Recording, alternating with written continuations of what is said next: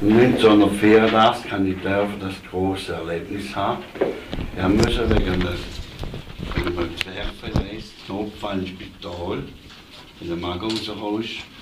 Da bin ich geliefert. Hat aber da schon gesagt, es ist eine sehr schwierige Operation zu machen. Und dann bin die Operation mit Vollnarkose gegangen. Aber während der Operation ist mir schon gelungen, die Zusammenhalt nach der Ärzten zu sagen. Ich habe also von der Decke oben als Seele zugeschaut, habe mich gesehen, am Schragen liegen und alles gehört, was er geredet hat. Und dann können sie sagen, während er dort war und mir um alles nachher, ich musste ihnen nachher erzählen, als ich wieder zurückgekommen bin. Und haben also genau gesehen, was da aufgeschnitten haben. Mir selber hat gar nicht weh gemacht, gar nichts. Nicht wegen der Narkose, aber wenn meine Seele ist eben austreten gesehen, oder man hat überhaupt zugeschaut, oder? Und der hat es auch meiner Frau gesagt, und sie hat mir noch erzählt, während der Operation ist der Geist schon austreten. Und der ganze Zeit, wo ich also weg war, wenn man also der Arzt erzählt, habe ich graue Haare gehabt, wo die Seele los war. Sobald sie wieder drin war, sind sie wieder schwarz geworden. Jetzt der Vorgang ist also gesehen, also die Operation zuschauen, mit Vollnarkose. Und nach der Operation sind wir sofort intensiv durch vom Operationssaal raus. Nach der Operation ist bei mir das Lebensbuch gekommen. Da habe ich gesehen, von so klein auf und angefangen zu laufen. Alles, was macht er Gutes und Schlechtes. Auch so deutlich, wie wir einander anschauen. Und hätte dann nicht können sagen, ist nicht wahr. Und darüber aber das Lebensbuch vorbei war, ist mir plötzlich so ring geworden, ich denke, oh, jetzt kann ich sterben, habe ich die Erde übernommen. Und plötzlich habe ich dann festgestellt, oh, du hast doch keinen Körper mehr. Dann haben wir so klein gesehen, als Seele, das ist ein züngiges Flämmchen. Es waren so 7 Strahlen gesehen, wie vergoldete Sonnenstrahlen. Dann ist es dort raufgegangen. In diesen Strahlen, zuerst ist das Dunkel durchgegangen. Und im Dunkeln hat es eine Unmenge, habe ich gesehen, so Seelen, die den Weg nicht auffindet. Das ist mir später sogar erklärt worden, was für Seelen sind. Von dem Lehrer, der mich belehrt hat. Dann ist das aufgegangen, aber ich habe kein Tunnel gebraucht. Direkt gerade rauf, ich habe unter 4 Himmel noch einen Besuch gesehen. Dann ist nach dem 4. Himmel schon die Licht gekommen. Das ist ein leuchtendes Nebenwändchen. Das ist dann aufgegangen. Von dort ist es immer Tag gewesen, nie Nacht. Dort oben kennt man das nicht mehr. Und von dort ist auch das Gesetz von Ursache und Wirkung aufgekommen. Das ist noch eine positive Liebe. Und dann habe ich noch so da aufgegangen und denke, hey, wo bin denn ich da auf einmal? Was dann nur am Tag siehst, selber muss ich staunen, oder? Dann habe ich da so Menschengestalten gesehen, sehen aus wie Meer. Sind aber alle leuchten und schweben. Wunderbar schön. Und plötzlich merke ich, hey, ich habe ja einen Körper auch mitgeschwebt. Und dann denke ich, hey, wieso redet da niemand? Und ich sehe, es immer so Strahlen aufeinander richten.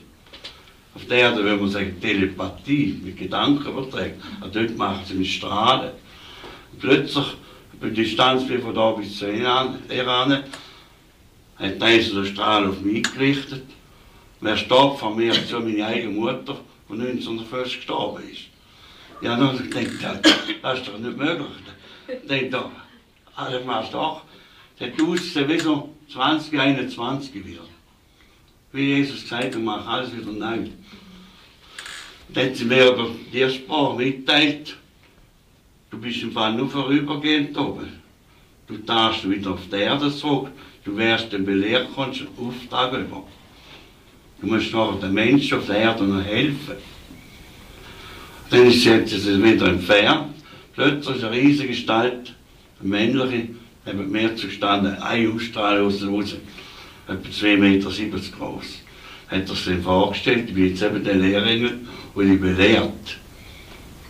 Du musst nämlich den helfen auf der Erde, und dann lerne ich jetzt, den Menschen helfen, die Depressionen haben und psychische Probleme.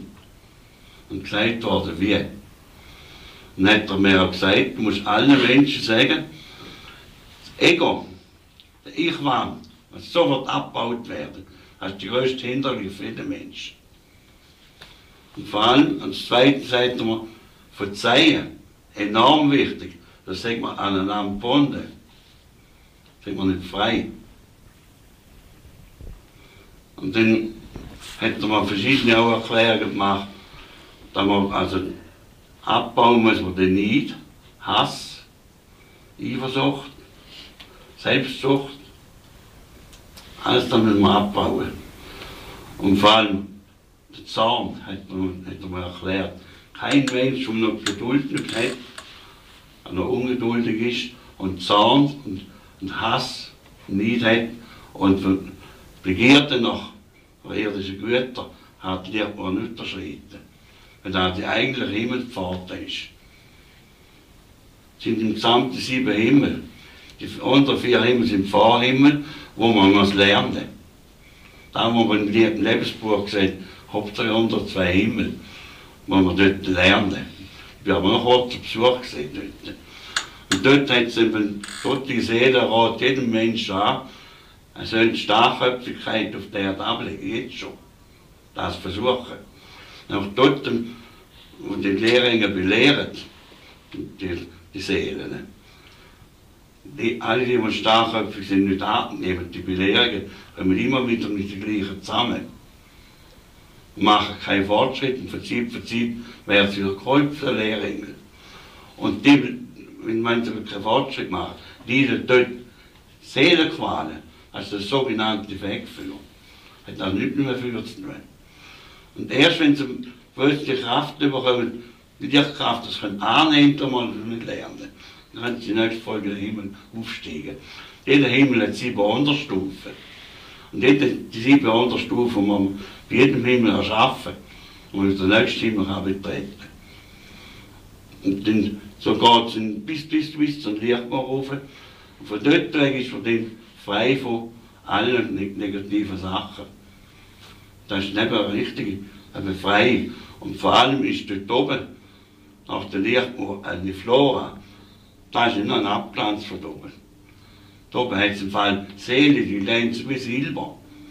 Und eine Pflanzenwelt, eine wunderbar schöne Blumen, eine Farbe gebracht, wie ich da kann ich so schön feststellen. Das ist bis herrlich schön zu schauen. Dann habe ich weiter oben ein riesiges Licht gesehen auch. Dann hat er mir da gesagt, du bestaunst, und mir macht Lichtspar immer, du bestaunst immer das Licht. Du würdest doch gerne wissen, was das ist. Und dann habe ich gesagt, ja, oder? Hat das im Wald die Urzentralsonne. Und dort ist viel grösser als unsere, viel heller.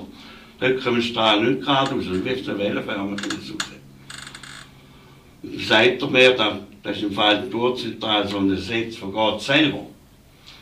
Und von dort werden sämtliche Planeten mit Energie und Licht versorgt.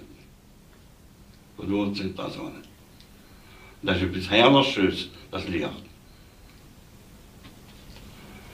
Und dann hat er mir auch gesagt, du darfst jetzt einmal auch einen Blick runtergehen auf die Erde, also die Erde oben runtergesehen, dort bei dieser Größe, das graublaue Kugel. Dass du Menschen siehst, die brüllen und Verstorbene, sollen es sagen. Sie sollen beten für die Seelen, die gestorben sind, nicht brüllen. Das ist nur egoistisches Mitleid mit sich selber, wenn sie brüllen. Sie sollen das beseitigen. Die Seele macht noch keinen Fortschritt oben, wenn sie brüllen drum. Und vor allem habe ich dürfen sehen, von oben runter, habe ich mich gesehen, im Spital im Bett liegen. Auf der linken Seite ist die Frau mit den Töchtern gestanden, auf der rechten Seite der ist so mit den Schwiegertöchtern. Alles ein trauriges Gesicht gemacht. Das ist furchtbar von oben zu schauen, als Seele, die man da sieht. Mit anderen traurig sind. Und das will ich ja allen Menschen immer sagen, ich will das ja unterlassen.